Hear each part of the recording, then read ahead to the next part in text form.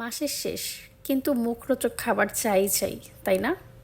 আসসালামু আলাইকুম, welcome back to my new another cooking blog. তো আমি একটা রেসিপি আজকে বানাচ্ছি। এটা আসলে আমার রেসিপি না, বলতে গেলে এটা আমার শাশুড়ি আম্মার রেসিপি। আমি আজকে ভাবলাম যে ট্রাই করি, যেহেতু বাসায় আছি আর আপনাদের সাথেও শেয়ার করি, মনে হয় একটু হলেও উপকার পাবেন। ব্যাচেলার ভাইয়াপুরা যারা আছেন বা ছোট পরিবার যাদের, তাদের জন্য অনেক বেশি হেল্পফুল হবে এটা। তো অনেক সময় দেখা যায় অসুস্থ থেকে রান্না করতে ইচ্ছা করে না, সেক্ষেত্রেও এটা ইউজ করা যায়, এই রেসিপিটি বানানো যায়। তো আমি এখানে আলু কুচি করে নিয়েছিলাম আর সাথেই সমস্ত মশলাপাতি দিচ্ছি একটু একটু করে। একটা মুরগির মাংস রান্না করতে যে যে মশলা প্রয়োজন পড়ে সেই মশলা হালকা হালকা করে দিতে হবে। আর এখানে আমি মুরগির বেস্ট পিসটা আলাদা করে রেখেছিলাম, যেটা আমি সুন্দর করে হলুদ লবণ দিয়ে সিদ্ধ করে নিয়েছিলাম। এখানে সেটি আমি কুচি কুচি করে কেটে দিব। অনেকে হাত দিয়ে ছিঁড়ে ছিঁড়েও দিতে পারেন, এটা পুরোটাই আপনার ওপর, আপনি কিভাবে সেটা ব্যবহার করছেন। হেয়ার ইজ মাই মুরগির মাংসের ছোটো ছোটো পিস চলে এসেছে। তো এটি আমি এখন এই মিক্সিংয়ে দিয়ে দিব, মানে আলু ভাজি দিয়ে দিব। এটা আসলে আলু দিয়ে মুরগির কিছু ঝুরি ভাজি বলা যায়, এরকম একটা রেসিপির নাম দেওয়া যায়। তো আমি এরকম একটা রেসিপিরই নাম দিব। আর দেখতেই পাচ্ছেন এখানে আমি একটু কুচি করে নিয়েছিলাম আর ভালোভাবে সিদ্ধ করে নিয়েছিলাম। সবগুলো মশলা দেওয়ার কারণ যাতে একটু ফ্যাকাশে না লাগে। আমি এখানে জালটা একদমই অল্প আছে আমি রান্না করব, কারণ চুলার জালটা বাড়িয়ে দিলে এটা আসলে পুড়ে যাবে। বেসিক্যালি মানে আলুটা ঠিকমতো সিদ্ধ হবে না।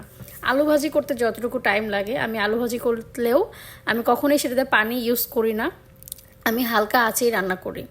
আর এখানে আমি মরিচ কেটে দিচ্ছি, মরিচটা শেষে দিয়েছি কারণ আগেই গুঁড়া মশলা দিয়েছিলাম। এখানে মরিচটা শেষে দেওয়ার কারণ যাতে সুন্দর করে একটা কাঁচামরিচের ফ্লেভার আসে। আর এখানে আমি একটু টমেটো দিয়েছি, you know I am a tomato lover, এই জন্য একটু টমেটো দিয়েছি যাতে হালকা হালকা একটু টমেটো ফ্লেভার আসে, কালারফুল হয়, দেখতে ভালো লাগে আর কি।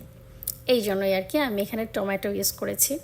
এরপর আমি আবার নাড়াচাড়া দিব যত মন চায়। যদি কারো ওপর রাগ থাকে, আপনি কিন্তু এই কড়াই নাড়াচাড়ার সময় ঝাড়তে পারেন, তাই না? আমি এখন তাই করি।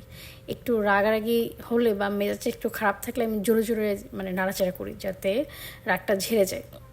তো এইভাবেই সুন্দর করে আমি নাড়াচাড়া করলাম আর হালকা আঁচেই রাখলাম যাতে হালকা আঁচে এটা হয়ে যায়। একটু পরপরই ঢেকে দিচ্ছিলাম আর ঢাকনাটা খুলে দিচ্ছিলাম। দেখতেই পাচ্ছেন সুন্দর একটা কালারফুল হয়েছে। সবার শেষে আমি একটু গরম মশলার গুঁড়া একটু অ্যাড করে দিয়েছি, জাস্ট সুন্দর একটা ফ্লেভার আসার জন্য।